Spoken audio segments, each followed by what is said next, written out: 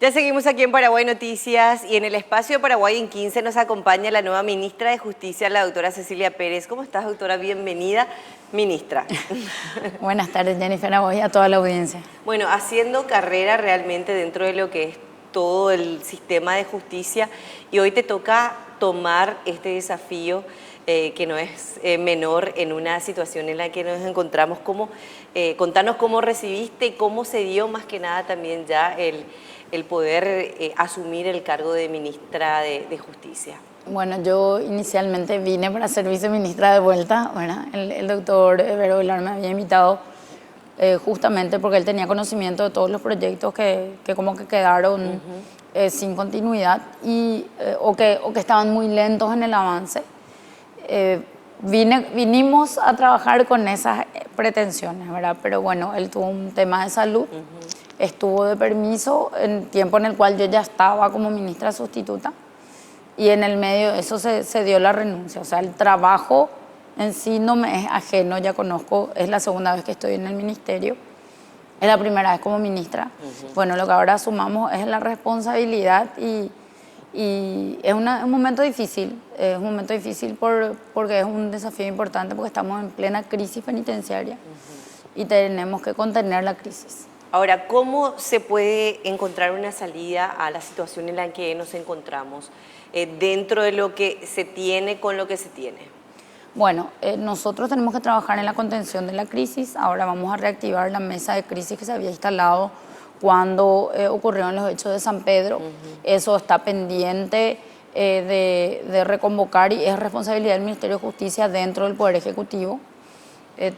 Tenemos algunas situaciones que quedaron un poco en el tintero, acciones que se tendrían que haber tomado y que no se tomaron. Nos dormimos un poco, nos relajamos un poco cuando se cambió la ley 4431, que era aquella ley a la cual se le adjudicaba el ingreso masivo de personas privadas de libertad que terminaban sin condena.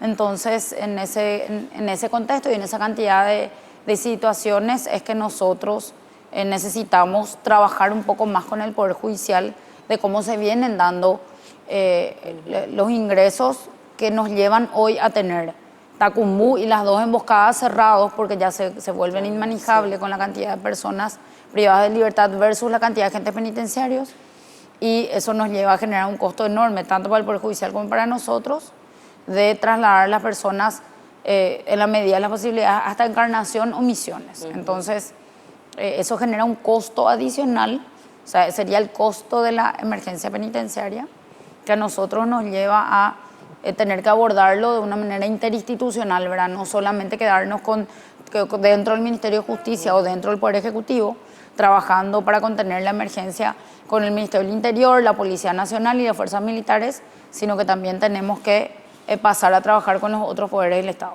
Ahora, el consenso político en este tema es fundamental, ministra.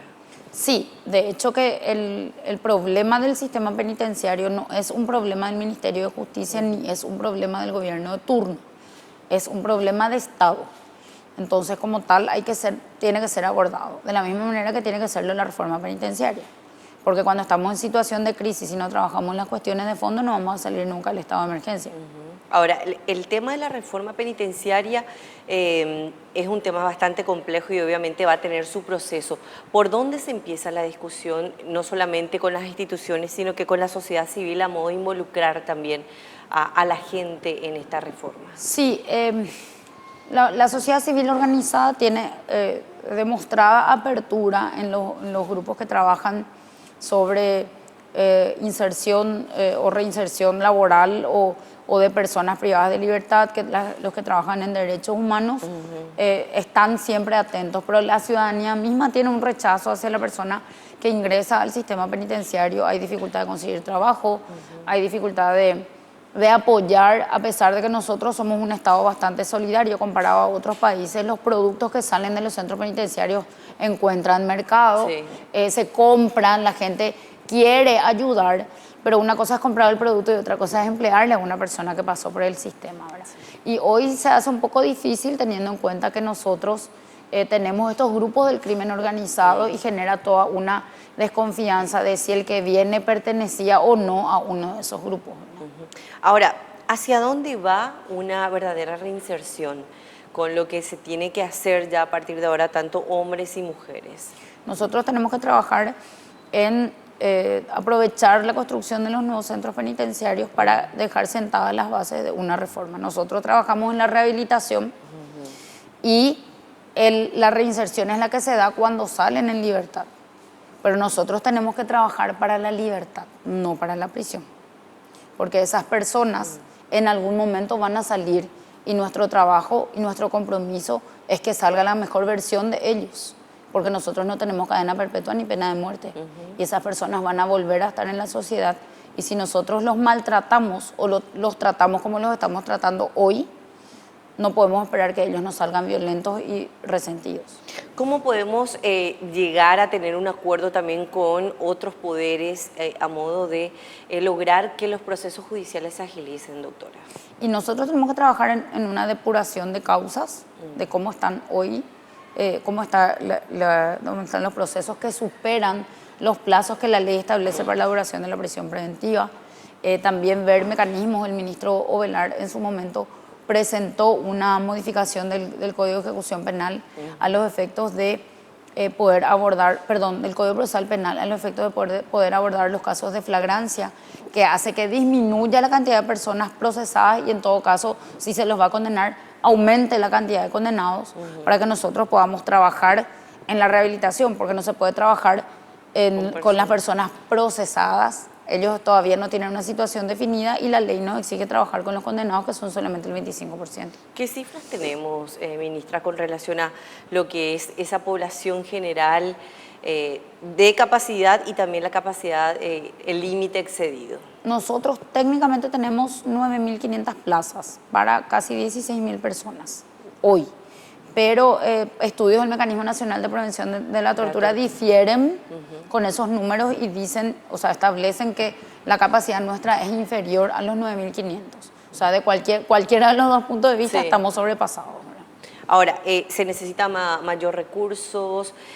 ¿Por dónde va el tema de fondear también un plan de volver a construir nuevos penales o aumentar quizás también otros programas de reinserción dentro de las penitenciarías? Nosotros tenemos 3 penales adjudicados por el Ministerio de Obras Públicas y un cuarto que está proyectando para el penal de mujeres con la binacional de Cenetá, que hay un acuerdo ya firmado. Ahora, nosotros tenemos que trabajar en otras cuestiones que no sean solamente construir cárceles. Nosotros no podemos quedar en la construcción de cárceles porque nosotros tenemos que trabajar en otros aspectos del sistema penal, ¿verdad? El sistema es un conjunto de órganos. Nosotros somos, el sistema penitenciario es el 4.º órgano.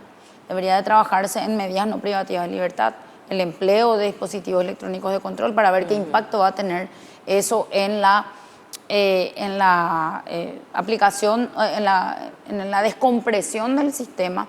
Son todos puntos que nosotros tenemos que abordar ahora, para ver dónde está la falencia, porque muchos dicen no va a funcionar, es caro, por el tema de las pulseras o las tobilleras electrónicas, pero mientras no apliquemos no vamos a saber si va o no a descomprimir, porque si realmente descomprime y nosotros podemos apelar a la tecnología para no estar haciendo siempre lo mismo y saturando de personas los centros penitenciarios sin que eso implique un riesgo o que tenga un control efectivo sobre las personas que tienen medidas no privativas de libertad, entonces pues estamos echando mano de una situación que nos va a favorecer más allá de los costos que eso pueda tener, porque generalmente la implicancia es en los costos.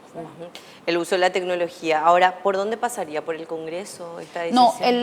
No, el mecanismo del SIMDEC, que es el sistema de implementación de dispositivos electrónicos de control, está en poder del Ministerio del Interior. El Ministerio del Interior es el órgano que tiene que reglamentar e implementar, pero nosotros somos los más interesados en descomprimir el sistema. Entonces nosotros hemos elaborado un plan piloto que vamos a poner a disposición del Ministerio del Interior para ver si está de acuerdo, y eso también vamos a llevarlo a la mesa de crisis. Ahora, doctora, el tema del crimen organizado, que es un tema súper delicado también, pero es algo que prácticamente afecta a todos los centros penitenciarios, ¿cómo abordar? Bueno, nosotros tenemos que trabajar coordinadamente con el Ministerio del Interior y la Policía Nacional y eventualmente con las fuerzas militares. Pero tenemos que trabajar con un refuerzo del sistema de inteligencia penitenciaria o de la inteligencia policial aplicada al sistema penitenciario y también con la cooperación de los países vecinos. Hace poco en la cumbre del Mercosur nosotros tuvimos una ratificación de total apoyo y colaboración de parte del gobierno del Brasil, ya que ellos ya están un poco de vuelta de los problemas que nosotros ahora estamos encarando, con la presencia de grupos como el PCC o el Comando Vermelho dentro de los centros penitenciarios. El tema del trabajo con los funcionarios. Por mucho tiempo, vos conocerás de tu trabajo dentro del sector privado, ha sido un sector muy relegado, con falta de capacitación, no solamente en precarización laboral. Hoy, ¿cómo se aborda todo esto que ellos van trabajando y presentando como propuesta también dentro de mejorar las condiciones y de esa manera garantizar de que ellos cumplan realmente con el trabajo, que es un trabajo fundamental para la seguridad? Bueno, ellos son un sector relegado, tienen razón cuando reclaman sus mejoras salariales, tampoco tienen un proceso de capacitación, que es lo que nosotros ahora insistimos en que se debe dar. Tenemos que darles las herramientas para poder exigirles. Eso no da pie o no justifica nunca que ellos cometan delitos, porque con ese criterio el que gana poco tiene que delinquir para sobrevivir y no podemos nosotros aprobar eso o naturalizar eso. Entonces trabajemos en perfiles con probidad y honestidad para exigirles a través de la educación y la formación. ¿Se puede plantear a partir del próximo año ya aumentar un presupuesto quizás también en capacitación? Nosotros hoy estamos trabajando en la ley orgánica penitenciaria, pero también tenemos que trabajar en el instituto que sería la base de una carrera penitenciaria. Nosotros no podemos hablar de esto sin aprobar que estas personas tengan necesariamente que pasar por una educación y una formación distinta y transformadora de lo que hoy están haciendo, porque el trabajo que ellos van a hacer no es cualquier función. Tiene un componente de seguridad, pero tiene un componente de tratamiento. Y ellos van a trabajar con la miseria humana. Claro. Porque las personas que están privadas de su libertad ya han roto todas las reglas y ellos tienen que trabajar en transformar la vida de esas personas. Y tienen que estar preparados. Así. Por último, ministra, las primeras acciones para el 2020 en el Ministerio de Justicia. Bueno, nosotros esperamos poder cerrar el esquema del instituto con el Ministerio de Educación. Tenemos el proyecto terminado, pero necesitamos los ajustes y la aprobación del Ministerio de Educación y conseguir golpear puertas y conseguir de algún organismo internacional que nos financie la implementación de ese instituto para iniciar la formación del personal. Fundamental hacer proceso. Doctora, gracias por acompañarnos. Gracias. Éxitos en tu gestión. Te conocemos de años ya ahí en pasillos del Poder Judicial, pero ahora con una gran misión. Así que te esperamos por acá apenas tengamos novedades también de estas obras adjudicadas ya por obras públicas y también todo el proceso que se va dando con los programas de reinserción. Muchísimas gracias a ustedes por el espacio. Gracias por acompañarnos. La nueva ministra de Justicia, la doctora Cecilia Pérez, con nosotros aquí en el espacio Paraguay en 15. Hacemos una breve pausa, ya volvemos.